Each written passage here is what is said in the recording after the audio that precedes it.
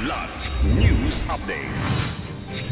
Mga balita ngayon, isang NPA patay, 11 sumuko, 14 na baril na samsam sa engkwentro sa Agusan del Sur. 26 na overseas Filipinos ni-repatriate sa gitna ng gyera ng Israel at Iran. Utay-utay na taas presyo ng produktong petrolyo na pagkasunduan ng oil. Ako po si Cesar Soriano para ihatid ang mga nangungunang mga balita sa buong kapuluan. Ngayon, idineklara kamakailan ng 7 bayan sa unang distrito ng Leyte bilang nasa ilalim ng State of Stable Internal Peace and Security sa seremonyang ginanap sa Leyte Convention Center. Hinamon ni Brigadier General Noel Vestuir, commander ng 802nd Infantry Brigade, ang local chief executives at mamamayan na panatilihin ang kapayapaang nakamit.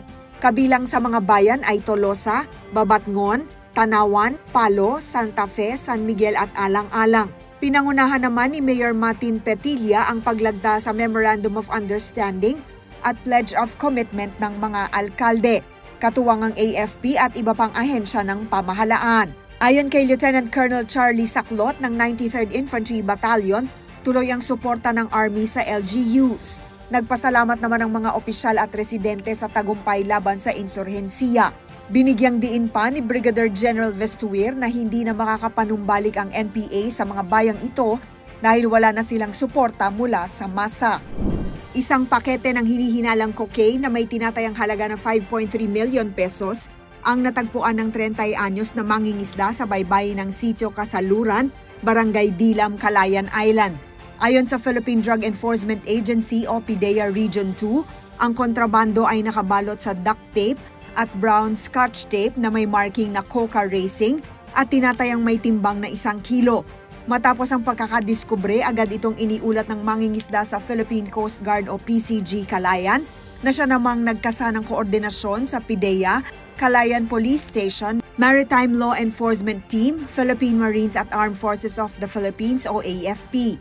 Na-turnover na sa PDEA Region 2 ang nasabing pakete noong June 22 at nakatakdang isailalim sa chemical analysis sa mainland.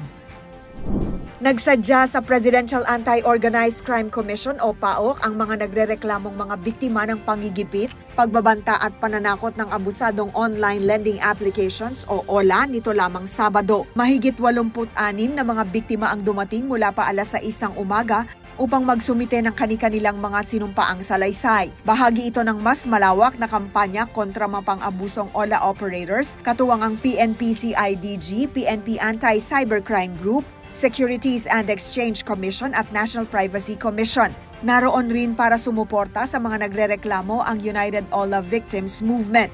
Tiniyak naman ng PAOC ang patuloy na pagtutok sa investigasyon at pag-aksyon laban sa mga lumalabag.